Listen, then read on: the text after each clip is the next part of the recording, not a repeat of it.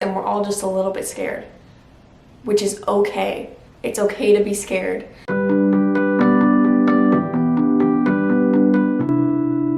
Hey guys, it's Acacia and welcome back to my channel. Today we are doing a video that I've been wanting to do for a really long time. Something that's very near and dear to my heart. Something that I have been working on adamantly for the past multiple years of my life, but mostly exclusively within the past 6 months of my life. Today we are talking about, as you can tell by the title, self-care, the types of self-care, and how to be a better person, basically. And yeah, so I did a bunch of research on what I'm going to be talking about today, but also gave a lot of my own personal opinions and what I believe in my beliefs. But I literally did so much writing and journaling before this video so that I knew what I wanted to talk about and I could express that the way that I had thought of it in my head. So I'm going to be using my cheat code. First, I want to start off by saying that I know that everyone is different in a lot of ways and we process things differently and we have different lives or beliefs. But I do want to say, to start off this video, that we are all alike in so many ways, so many more ways than you could ever imagine, because the root of all of us just wants to be happy, just wants love, just wants to give love, just wants to be loved and feel safe and warm and content, because what else more could you want in the whole world? Those are like top tier. So because we all want those things, the base of everything that we all do is the same. Does that make sense? So all of our actions are based off of the same things, all just based off of wanting to be loved, or like our fears based off of that, our decision making, how we love people, and so on. So if we could all just take a moment to realize how alike we are and how we're all scared and all just looking for new ways and ways to be our authentic selves. Okay, we're going to be talking about 6 types of self-care, which include physical, emotional, personal, social, and practical. Is that 6? Yes. Yes. Did I say spiritual? Spiritual. Okay. Self-care, I'm sure all of you know, it's right here, actions you perform to take care of all of your physical, mental, and emotional needs. Self-care is your greatest aid for coping with life and its messes and its ups and downs. Self-care will not cure any mental illnesses or depression or anxiety, but they will be your greatest ally, your greatest aid to learning coping mechanisms to prevent your destructive habits or tendencies. They stop you from that spiral, from that moment where you feel like everything is just about to break apart and you're about to lose your mind. Self-care helps prevent that from happening. It won't stop it, but it will sure as hell try. So that's why it's so important, especially if you suffer from a mental illness day in and day out. We all have love languages. We all have ways that we like to be loved. We all have ways that we love other people. So this video is about taking the way that you love people and the way that you love your family or your partner or your animals or your friends, and taking that love and attention and care and focusing it all on yourself. Because once you do that, loving other people around you will become so much easier and so much more truthful and real and deep, and it won't be a love that has boundaries. We won't be looking for other people to fill our needs or to make us feel happy or loved, because we will be doing that all ourselves, because we're taking care of ourselves. So like I said, this allows us to love freely, without boundaries, without the need for reciprocation. Reciprocation. That sounds weird now. We can just love the people that we love and not need anything from them in return. We don't need them or expect anything from them because we have everything all we need inside ourselves. Self-care is sitting beside yourself and saying, hey, what can I do for you? Like, what do you need? How can I accomplish this? And then just doing it. Just doing it for yourself. That is self-care. So first we're going to go into physical, which is the most talked about, most popular form of self-care.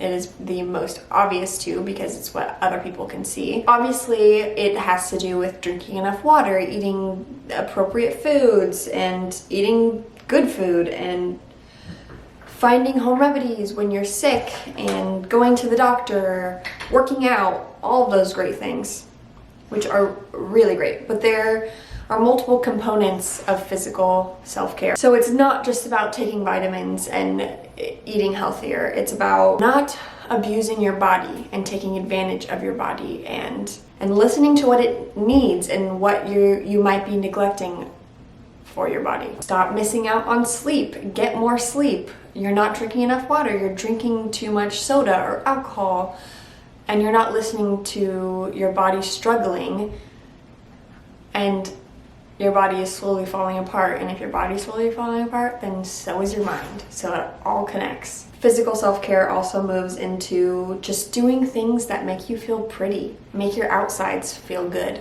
So getting a massage, or getting a mani-pedi, or taking extra time to glam yourself up. One of mine, when I get really depressed, is I start to skip showers, which is like just the like base of physical self-care is showering. And I know that that is like a key component of depression if you like see a therapist or look online. And so that I know I'm not alone in that.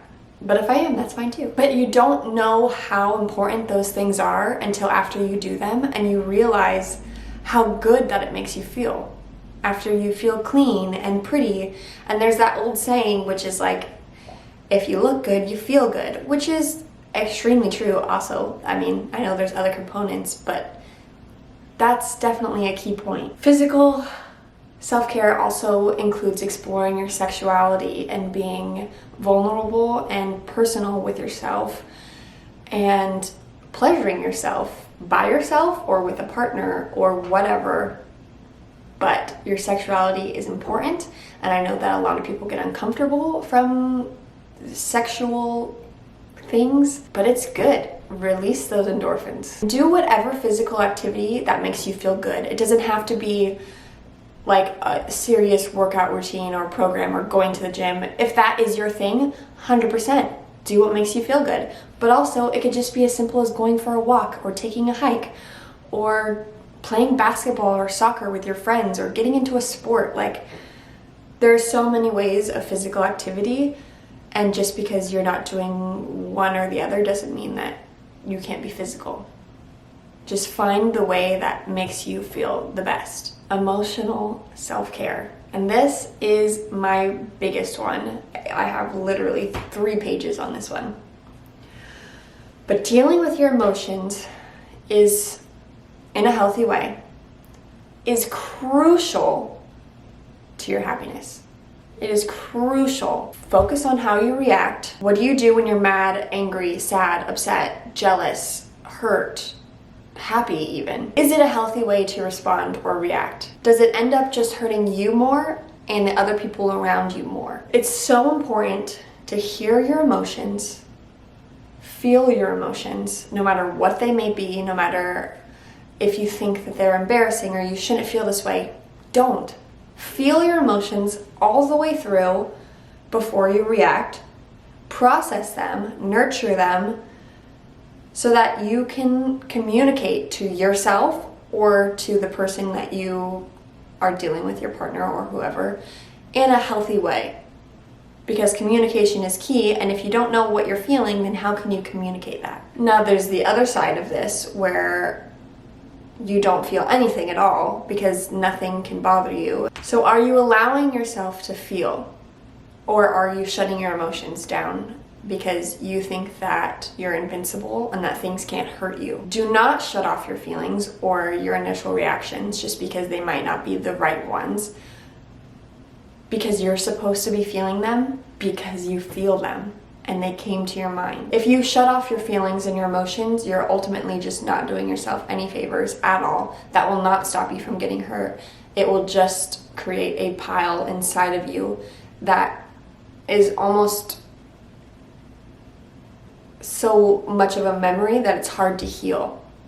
So when a feeling comes, hear it, listen to it, feel it, process it, nurture it. Emotional self-care is being aware of your feelings, when you're feeling them, and how you should cope with them, and then express them in a healthy manner. The thing to understand is that you are emotional.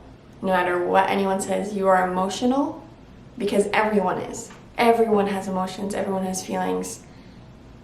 And we all feel them, and we're all feeling them when we're all around each other. And you have to understand that your feelings are valid, your feelings are real, and you deserve the right to explore them. You do, 100%. Like, you do deserve the right to explore your feelings, no matter if someone says, oh, you shouldn't feel that way, or that's not the right way of thinking it. Just explore them by yourself. You don't need anyone else to tell you how to feel. Just listen. That's it. Just listen. An easy step to starting emotional self-care is by switching the tone of the voice in your head. So no more verbally abusing yourself. No more saying that I look terrible, I look ugly, I look fat, I look whatever. Switch your voice to someone that's, I'm not someone, it's gonna be you. Switch your voice to something that's calm, that's loving, that's understanding, that can feel your emotions and your pain and be there with you and accepting of how you feel. So be like, that's okay. That's okay that you feel that way. It's okay that you look this way. You are beautiful the way you are. Once you switch the tone in your head and your tone becomes more understanding and more compassionate, it'll be easier to process your emotions because you won't immediately just deny them. Another way is to create emotional boundaries for yourself. Know when you're going to be triggered or when you are triggered. Know when it's time to just say no to someone or yourself. Because it's so crucial. We always are so scared of saying no or hurting other people. But saying no is so beneficial. It's so beneficial. Another way is don't numb emotions with substances, because that can be a big one. When we're feeling upset or distraught, we immediately want to turn to substances or alcohol or anything that will make us just feel better. And nothing that you ever put in your body like that will make you feel better. I swear to you, alcohol will not make you feel better. Dealing with your emotions and seeing a therapist, and if need be, taking medication or journaling or meditation. Did I say that one? I said medication, not meditation. Both really great. But alcohol and other substances will not heal you. And the last one is asking yourself how you're doing multiple times a day. So throughout the day, be like, are you feeling okay? Is there something that you could be doing better? Is there something that you're doing that's hurting yourself? Are you hurt? Ask yourself how you are, as much as you ask others around. Just listen, be aware, and ask. Personal self-care, which kind of sounds like the last two, but it's a little different. I mean, they all are basically the same. They're all self-care. But personal self-care has to do with finding your identity. Almost all of us have no idea who we are. We are molds of what our parents taught us. We are molds of what our friends like. We are molds of what our partner wants to see in us. And a lot of us have lost sight of ourselves and what we want from life. Personal self-care is about reclaiming who you are. Finding things that you love to do, finding things that make you happy, trying new things, because I know that we all want to try new things and we're all just a little bit scared, which is okay. It's okay to be scared. Ask yourself, what are your morals? What do you believe in? What are your opinions and stances that are intangible from what anyone else has taught you or told you? What do you personally believe? Learning to love being alone. Now, this one was a really hard one for me because I grew up very codependent, and I still consider myself somewhat codependent, but I think that we all are in some way or another. But learning to be okay just being at home by yourself, learning to be okay going somewhere by yourself, or eating food by yourself, or going grocery shopping by yourself, learning to be alone and just to be by yourself, beside yourself. Manifest what you want out of life. I think that it's also kind of important to not include anyone else in these goals. So don't be like, I want to travel with so-and-so. Like, if you would like to put, like, I would love to travel with my husband one day, great. But don't put any specific names, because I feel like that's limiting ourselves. Just say what you personally want. You want to graduate college. You want to get a good job. You want to find happiness, which I can give you a little secret. It's inside yourself. You want better ways of coping with your depression. You want to live in some city or try some food. Set your goals, big or small, and see what you can do to accomplish them. Social self-care. I personally believe that every human needs social interaction. Whether you're a social butterfly or you're a homebody and you are nervous around people or have social anxiety, I believe that no matter what, we all need some social interaction. So be aware of your social needs. Are you agreeing to too many social activities? Are you surrounded by the right people? Do you meet, or do you need to get out more because you're not getting out enough and you're feeling trapped? If you're feeling lonely, go out of your comfort zone and set up dates to hang out with people that you've always wanted to ask. Chances are they've probably wanted to ask you to hang out too. Find good ways to interact with people, try new things with others, relax, join support groups. If you're a new mom, join a mom group. If you have lost someone, join a group about people that have also lost someone.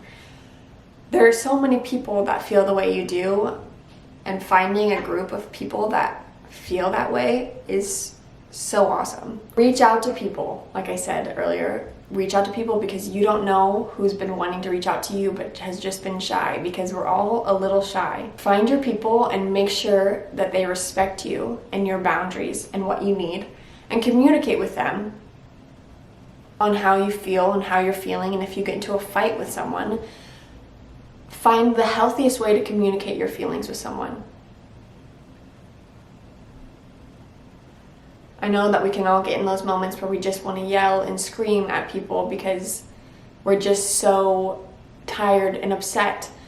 So just sit down with someone, explain how you're feeling, say, I'm tired, I'm upset.